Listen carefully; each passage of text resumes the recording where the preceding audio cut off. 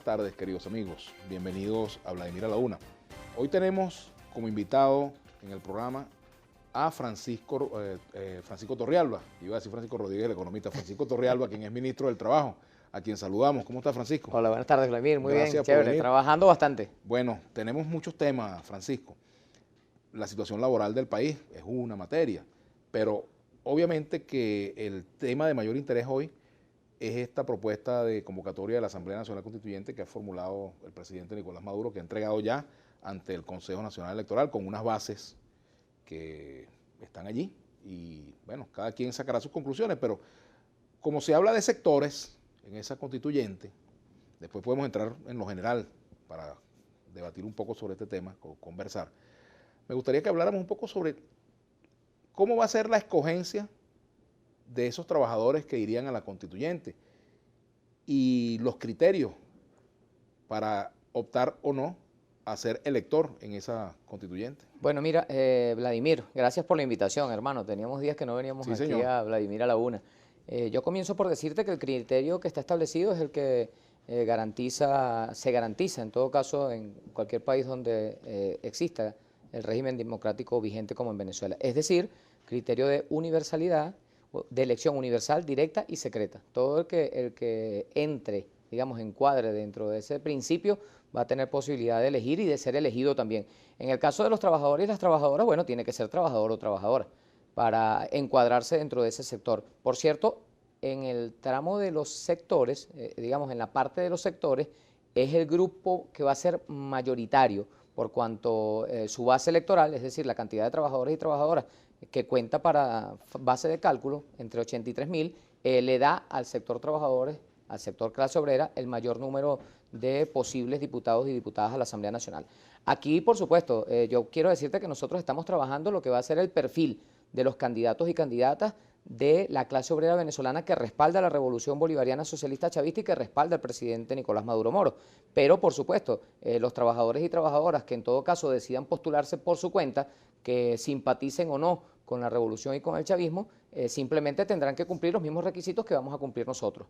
Nosotros estamos tratando de elaborar un perfil, allí se nombró una comisión que yo coordino y que la integra también Darío Vivas y el profesor Jesús Martínez, y estamos trabajando ya consultando con todo el mundo, porque dentro de la clase trabajadora hay a su vez un conjunto de subsectores, digamos, o columnas le llamamos nosotros, hablando en términos de Congreso de la Patria, y cada uno de esos sectores también tendrá la garantía de tener un diputado o diputada en la constituyente. Trabajador es aquel que vive de su salario, ¿verdad?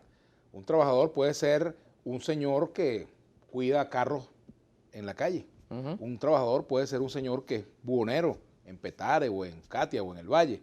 Un trabajador es alguien por cuenta propia. O sea, ¿cuál es el criterio para determinar quién puede estar hoy allí o no? Porque había escuchado que se trataba de aquellos que están inscritos en el seguro, en el Instituto Venezolano de Seguros Sociales. Nuestro planteamiento es que se tome como base la nómina, digamos, los registros que tiene el Instituto Venezolano de los Seguros Sociales por tener un carácter universal, que es una de las condiciones que se plantea que estén presentes para la escogencia de los diputados y diputadas de la Asamblea Nacional. ¿Eso no es excluyente, no es discriminatorio? No, siempre hemos tenido, como tú bien lo sabes, los trabajadores y trabajadoras que están en el Seguro Social, están incluso los que no están actualmente activos. Es decir, si a mí, por ejemplo, me despiden, me hubieran despedido 2 días antes, yo estaría de todos modos en la lista del Seguro Social, por lo tanto sería elegible, podría elegir y ser elegido al mismo tiempo. ¿Qué pasa con los trabajadores de la economía informal que no están allí? Hay trabajadores de la economía informal que sí están allí, ¿Y los que no están? son los que han decidido cotizar por su cuenta.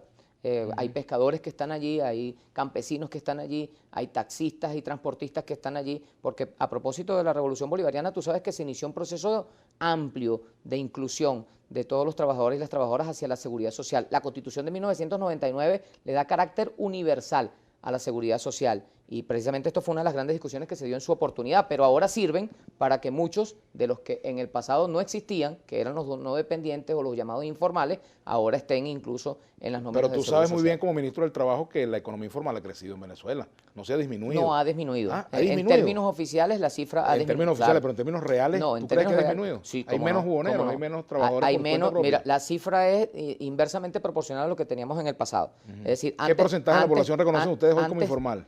Por el orden del 44% en la informal y por el orden ya de la diferencia, es decir, una mayoría está ya en el sector formal y goza de protección social y tiene su cesta ticket socialista y tiene su sueldo mínimo al menos en todo el territorio nacional. O sea, que una persona desempleada no tendría derecho a votar Sí tiene por derecho, trabajadores. si cotizó alguna vez en el Seguro Social, si alguna vez estuvo empleado, aunque no esté activo en la actualidad, es parte de la nómina del universo, digamos, de trabajadores y trabajadoras y por lo tanto podrá elegir y ser elegido también.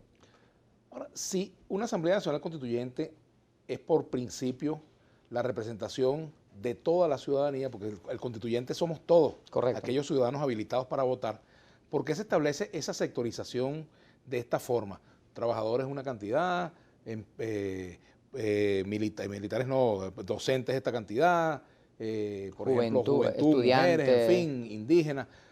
¿Por qué esa sectorización? ¿Cuál es el criterio que privó en la comisión para esta sectorización? Fíjate, el carácter universal de esta convocatoria está recogido en el aspecto territorial en principio. Es decir, van a tener constituyentistas todos los municipios de la República Bolivariana de Venezuela, desde el más pequeñito hasta el más grandote. Con un criterio allí que a mí me preocupa, por lo menos. ¿Cuál es el criterio? Bueno, me preocupa el hecho de que, por ejemplo, un municipio que tiene 200.000 personas tenga el mismo número de constituyentes que un municipio que tiene 2 millones. Claro, ese criterio es el que permite precisamente que los municipios pequeños también sean escuchados. Por eso pero es un criterio antidemocrático porque el peso de la población no se respeta. No, pero el peso de la población en todo caso en la discusión de una Asamblea Nacional Constituyente no puede servir para que quede gente excluida.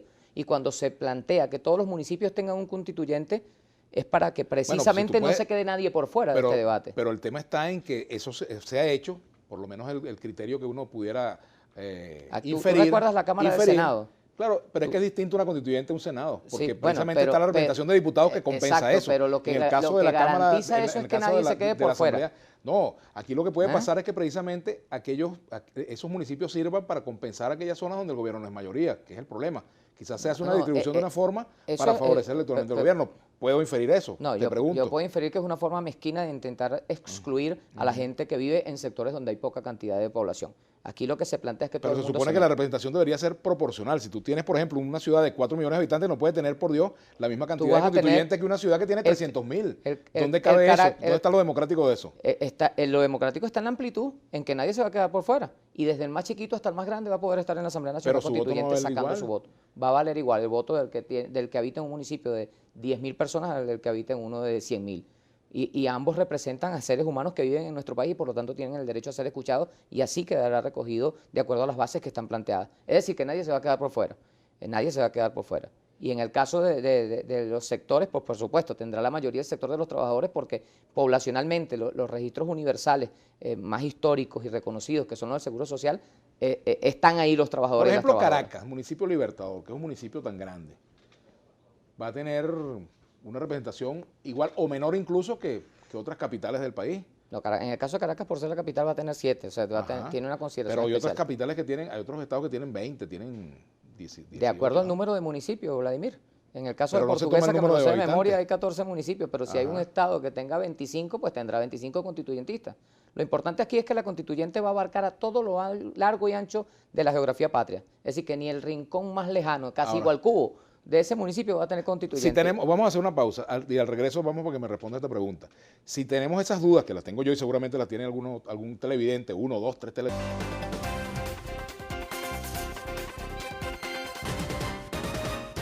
Bueno, continuamos acá en Vladimir a la Una con el ministro del Trabajo, Francisco Torrialba. Francisco, te dejo una pregunta con respecto a estas dudas que surgen en torno a las propuestas que ha hecho el presidente Nicolás Maduro ante el Consejo Nacional Electoral.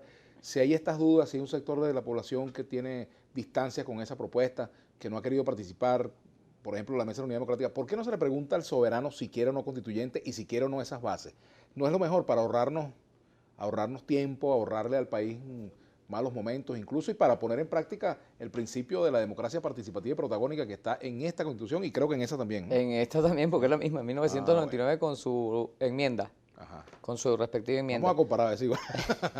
Mira, no, tú sabes que precisamente esto es una gran consulta nacional y nosotros entendemos y la sagacidad y la, digamos, habilidad política y su condición de estadista ha hecho que el presidente Nicolás Maduro Moros ponga esta propuesta sobre la mesa a modo de reducirle sufrimientos al pueblo venezolano.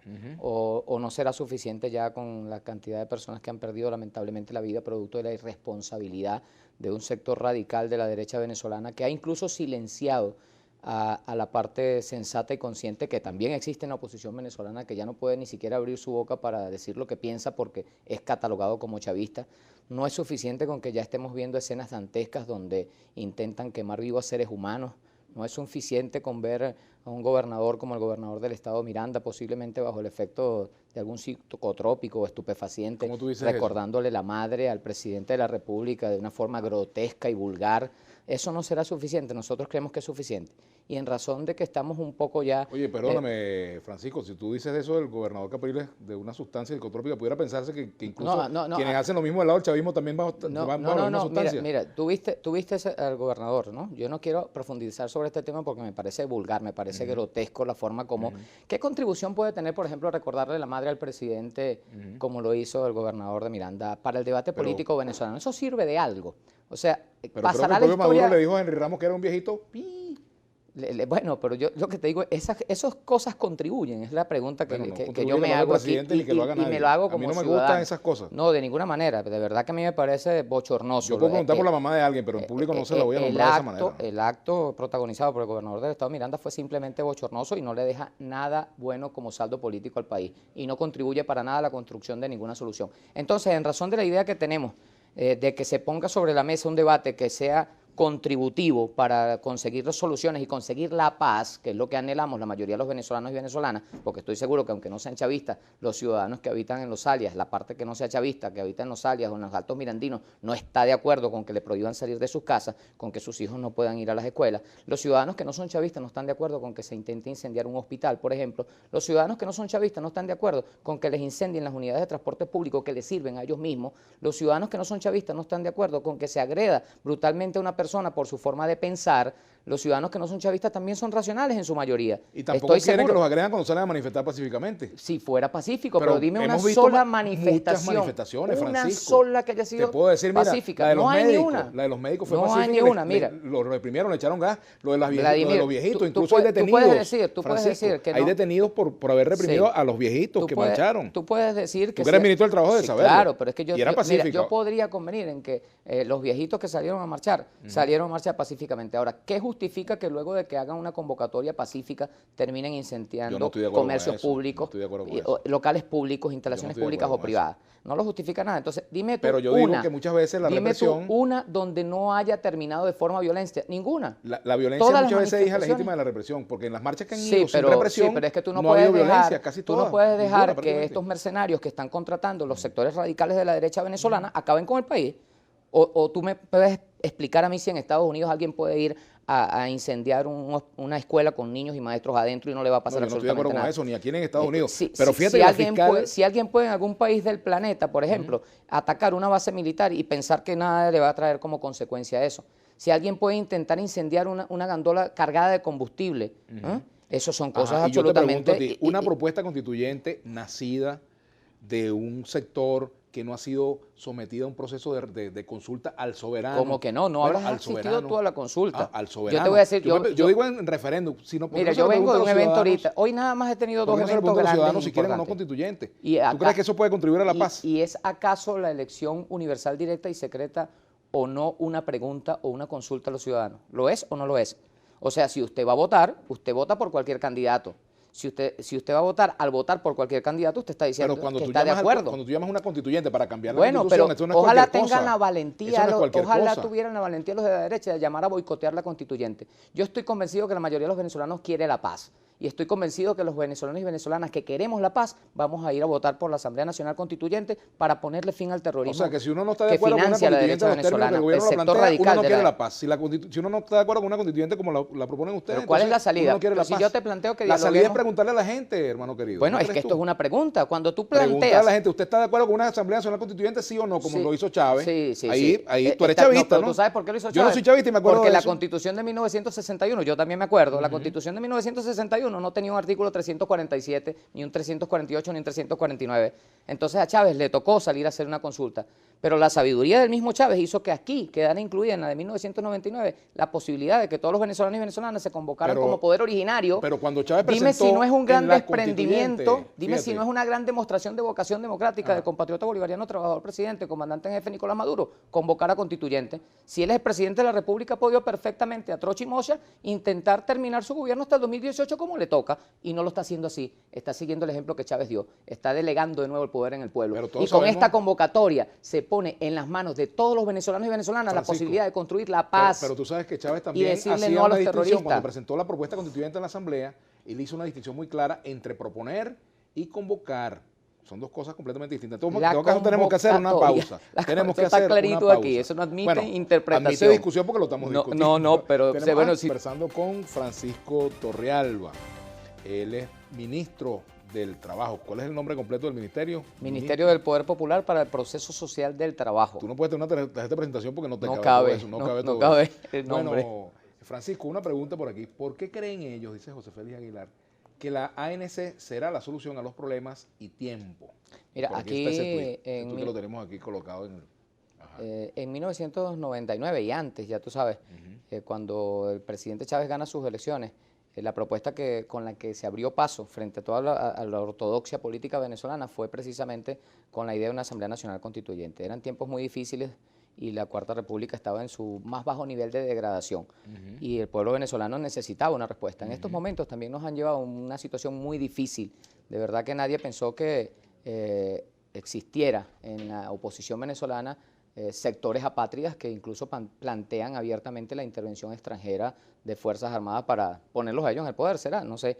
En todo caso, frente a una situación como esta, la Constitución de 1999 permite la instalación de una Asamblea Nacional Constituyente para reencontrarnos todos los venezolanos y venezolanas y discutir abiertamente sobre todos los temas que sean de interés nacional. Para nosotros el principal problema hoy es salvar la paz.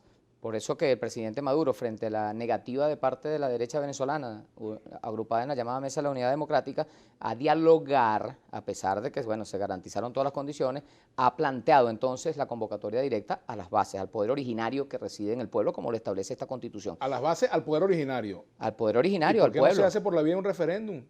Hacer que por la vía de un referéndum. Preguntarle, señores del soberano, No. ¿qué opinan ustedes? Mira, ¿Quieren o no constituyentes? la- ¿Por qué si, una pregunta, la Francisco, pregunta- ¿por qué la pregunta es muy clara. ¿por qué si tú le vas a preguntar a la Mesa de la Unidad Democrática, que es una agrupación de partidos, le vas a preguntar a otros partidos que no son de la MUD, le vas a preguntar a sindicatos, ¿por qué no preguntarle al ciudadano a pie, por ejemplo, ese trabajador que va a quedar excluido de votar por representaciones laborales porque no está en el Seguro Social? ¿Por qué no Va a preguntarle votar todos ellos? territorialmente. ¿Por qué no, y no puede votar por su representación laboral siendo Seguro. trabajador? Mira, te voy a decir Pero una ¿por qué no cosa. preguntarle a todos, Es quieren poco- o no es poco constituyentes? probable. ¿Qué tiene de malo eso? No, es que la respuesta se va a producir con la elección directa. O sea, cuando tú vayas a votar, tú vas a decir, yo quiero constituyente y quiero paz. Y eso es lo que está planteado. Y en este caso, no requiere la Constitución que se haga una consulta previa, refrendaria, para establecer una convocatoria de este tipo. La Constitución del 348 explica con claridad quiénes pueden convocar. En este caso, el presidente en Consejo de Ministros es uno de los habilitados para convocar a la Asamblea Nacional Constituyente. Ajá. Así lo ha hecho. Yo te voy a Y preguntar mientras algo. tanto, Si la yo te digo, Asamblea Nacional hubiera convocado, por ejemplo, ¿Por qué no a la lo hizo? constituyente, Porque- o si, por ejemplo, se porque- reúne el 15% del Mira, electorado, perdón, yo- Francisco, si se reúne el 15% del electorado y llama a constituyente, ¿ya eso es suficiente para que se convoque la Asamblea Nacional Constituyente? ¿Sí o según no? la Constitución de 1999, Bueno, sí, esa es una 348. interpretación. Esa es una interpretación. 15% tiene cualidad para convocar. Para convocarla, y la para Asamblea promover Nacional, la iniciativa. y Ahora, la- para convocarla y si el ciudadano... Y es que esa ¿Dónde queda iniciativa la voz del la lleva al ciudadano? CNE y el Poder Electoral, que es el que le corresponde, la Ahora, convoca. Yo creo que hay un error como ha sido convocado en este momento. confundir al presidente, a la asamblea, a los consejos municipales en Cabildo y al 15%, confundirlo con todo el soberano. Ahí hay una confusión. a mi modo de ver. No. Tú tienes la Pretender iniciativa. atribuirse No. la cualidad de todo el soberano por esta No, es que, por es este que artículo, la decisión se produce en por la una elección interpretación de ese universal, artículo, no directa y es- secreta, Vladimir. La iniciativa, si tú fueras el presidente o hay una presidenta y se reúne en Consejo de Ministros, el 348 le permite convocar a constituyente. Y luego la decisión sobre quiénes van a ser parte de esa constituyente es por una Ajá. elección universal, Ajá. directa y secreta. Y yo te pregunto, las bases... Abierta. las Ese es el soberano. El soberano no tiene Poder para opinar originario. sobre las bases, por ejemplo. ¿No tiene qué? El soberano no tiene derecho a opinar sobre esas bases. Sobre las bases de la constituyente. Ajá. Podría opinar, en todo caso se va a expresar. Es que la convocatoria es para todo el mundo. Aquí no estamos convocando a los chavistas. Es Mira, que no, al es que expresarse cuando yo te vote voy a ya decir- es tarde. ¿Ah? Cuando se exprese votando ya es tarde porque se supone qué? que Bueno, claro, porque las bases son las condiciones para ir a la constituyente. Claro, las Ya condiciones. después que esté convocada la constituyente, pues no tiene sentido pronunciar sobre la base porque ya está convocada. No, pero es que las condiciones las establece el convocante, Vladimir. Si la Asamblea No, Nacional... las condiciones las establece, debería establecerle el soberano. ¿En qué condiciones no, va no. a discutir No, esto? no, Esa es no. la diferencia. El convocante está diciendo sobre la base de que convoca constituyente. Y lo ha dicho con claridad, y en este caso es una convocatoria muy amplia, te digo, no solamente porque abarca desde el más chiquito hasta el más grande en términos de municipio y de territorio, sino que además también ha convocado a los sectores más importantes del país, digamos, que tienen además datas históricas que revisten o que cumplen con la condición de universal para el momento de la escogencia. Sector empresarial, sector de los trabajadores, sector de la juventud, sector de los cultores, etcétera. Las Que comunas, por ejemplo, hay un tema de las comunas. Por comunas, ejemplo, yo te pregunto, y aquí hay una pregunta de un ciudadano que se llama Luis Emora. ¿Cuál va a ser el registro electoral utilizado para el sector de las comunas? Si ese es un listado del PSUV, dice, por ejemplo. No ahí, es un listado del PSUV. Ajá. No es un listado. ¿Cuántas comunas hay? ¿Cuántas debería haber? Hay consejos comunales y comunas en muchos sectores que no son precisamente afectos al Partido Socialista Unido de Venezuela. Aquí mismo en este municipio que han destrozado, al frente de la vista de su alcalde, el municipio de Chacao, que el alcalde, bueno, lo escolta gente con bombas molotov para ir a destruir su propio municipio. Es un alcalde que no ha cumplido con sus deberes. Ahora, en este mismo municipio, en ese municipio de Chacao, que está aquí mismo cerca de aquí Libertador, pegado a Libertador, ahí hay consejos comunales de comunas. Y te aseguro que no. Ajá, ¿y cuántas comunas las hay domina el registradas, chavismo. por ejemplo? ¿Cuántas comunas? ¿Quién maneja esos registros? Esos registros los maneja el ¿Quién va a Ministerio del Poder quién Popular va para las comunas. Imagínate, ese es el ministerio que va a Sí. determinar quién vota y quién no vota. No, los registros. El ministerio no va a determinar nada. Ahí tú vas, si tú eres ¿Hay cuántas habitante, comunas hay? las que están registradas. O sea, yo no te puedo ¿Cuántas decir. debería haber? O sea, las comunas no son representativas de la organización social de todo el país. Pero es un sector Francisco, importante, es un como es el de sector, los pero trabajadores, ¿quién como es el de los determina- empresarios? ¿Quién determina que, por ejemplo, ¿Eh? las comunas son más importantes que cantidad de trabajadores que no van a poder votar porque Son no están sectores registrados en el incontrovertiblemente importantes en la vida del país. Los trabajadores, los empresarios, los estudiantes, las comunas, Imagínate los tú, cultores. ya el hecho de que exista un ministerio de las comunas le quita a la iniciativa comunal la independencia y autonomía que deberían tener. No, un porque ministerio les tira las ya va, es que el ministerio no va a votar por la gente que integra la comuna. vota, pero va a sí votar el determina quién inscribe y quién comunero. no. ¿Tú crees que no hay ya eso está discrecionalidad de inscrito. aceptar registros no, es que comunales? no es que tú vas a abrir una inscripción ahorita, Vladimir. Eso está inscrito desde que empezó la revolución a darle poder al pueblo por vía de los consejos comunales de las comunas. No es que lo vas a inscribir ahorita para que voten mañana. Eso está inscrito y tienen años inscritos. ¿Quién garantiza la transparencia de ese listado? Sean del mi estimado PSUV o no sean del ministro? PSUV. ¿Y quién determina la Como transparencia te de ese digo. listado? ¿Quién determina la transparencia de ese listado? El Que no está Consejo manipulado. Nacional Electoral va a requerir a todos los sectores, a las bases de datos que cumplan con el carácter universal, va a requerirle a todos los sectores esas bases, esas listados y esas bases de datos para ponerlas en medio de la elección a la escogencia de los ciudadanos y ciudadanas. Una pregunta también que te quiero hacer con respecto al CNE. A mí me llamó la atención la premura, la rapidez con la cual el Consejo Nacional Electoral decidió Pero es que- pronunciarse sobre esto, porque fíjate, el año pasado fue todo un trámite para lo del referéndum revocatorio. Se dijo incluso que no se podía hacer elecciones y referéndum porque la oposición no hubo elecciones regionales porque la oposición se concentró en el referéndum revocatorio y no quería elecciones. Entonces ahorita este año hay, fíjate tú, validación de los partidos, referéndum, Como requisito previo convocatoria para- de la constituyente y elecciones regionales de gobernadores y nada de las elecciones, por cierto, de alcalde. Pero ¿en qué cambió en el CNE para que la actitud del año pasado fuera una y este año fuese Nada. absolutamente distinta y con mucha diligencia? Bueno, mira, hay una situación que amerita... ¿No te llama la atención? No, a mí no, lo que pasa Por cierto, es que... quiero invitar públicamente a Tibisay Lucena para que me responda esta pregunta con Es todo que, el respeto y Vladimir, afecto para Tibisay Lucena. Y con todo respeto también para ti, como siempre, tú sabes que gozas mi afecto y consideración. Igualmente, Francisco. El asunto es que hay gente que se queja cuando convocan y hay gente que se queja también cuando no convocan. Entonces, al final, tú no sabes... Depende, si la actitud es cua- igualmente cua- imparcial, ¿cuándo no hay va- problema. El cuándo va a problema es ser- cuando hay dudas sobre eso. ¿Cuándo va a ser? Cuando tú quieras sembrar dudas, las siembras. Y yo te lo digo como sindicalista. Cuando tú quieras formar un lío, lo formas. En este caso, nosotros Bueno, lo que queremos hablando de es sindicalista, desenredar tú los que eres- tú líos, que eres sindicalista, ¿eh? fíjate Y tú, plantear el Consejo- concurso del país para resolver los en problemas el- y establecer la paz, están hermano. paralizados ¿Quién no quiere la fíjate paz? tú, por ejemplo, están paralizados un conjunto de elecciones de sindicatos en todo el país, que tú sabes muy bien. Sindicatos de diversos sectores que no han podido elegir, gremios que no han podido, por ejemplo, los gremios médicos. ¿Cuántos años al señor presidente de la Federación Médica creo que ya le salieron canas allí? Bueno, y no porque él quiera estar, sino porque está paralizada la elección. Por ejemplo, las elecciones rectorales en el país están paralizadas. Bueno, muchas elecciones sindicales están Tú paralizadas. tienes que revisar Ajá. a quién le es imputable la causa de esas paralizaciones. Yo no soy representante del Poder Electoral.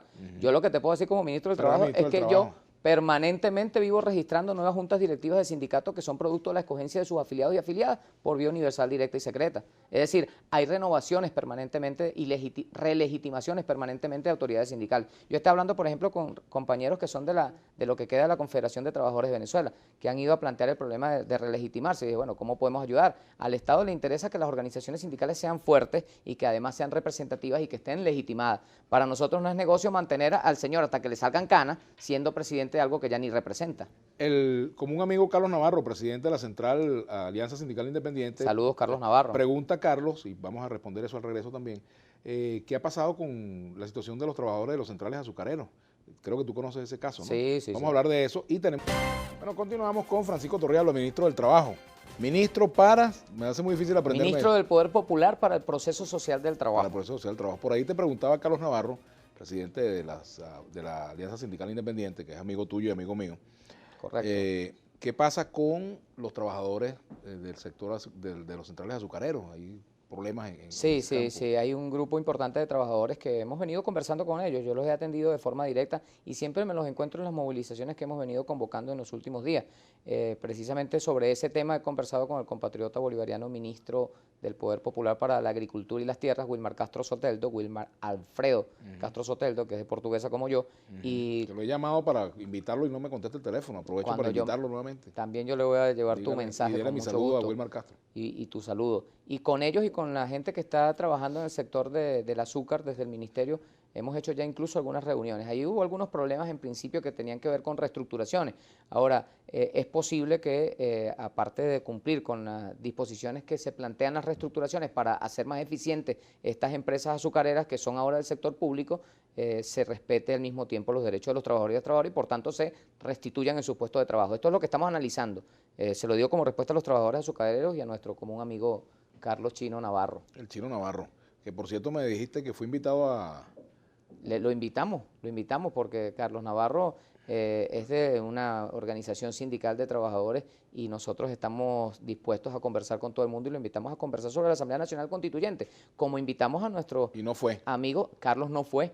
Él dijo que hizo una discusión y después no se presentó. En todo caso, hablamos también con amigos de la CTV que tenemos en el sector de la construcción que todavía están en la CTV, un poquitico, tenemos un poquitico del transporte que también está en la CTV, con ellos también hablamos. En el sector de empleados públicos hay unos cuantos que todavía están en la CTV y ellos sí asistieron a estas convocatorias y desde allí, bueno, se han venido incorporando. Van a ser candidatos, no son del chavismo, no son de la revolución, son de la clase obrera que en todo caso se opone al gobierno y van a ser candidatos a la constituyente. Aquí hay un mensaje en el Twitter. Vamos a ver qué le preguntan no lo tenemos. Pero aquí hay una pregunta que te hace Alexander Rafael. No lo tengo aquí porque lo leyeron de ahí arriba.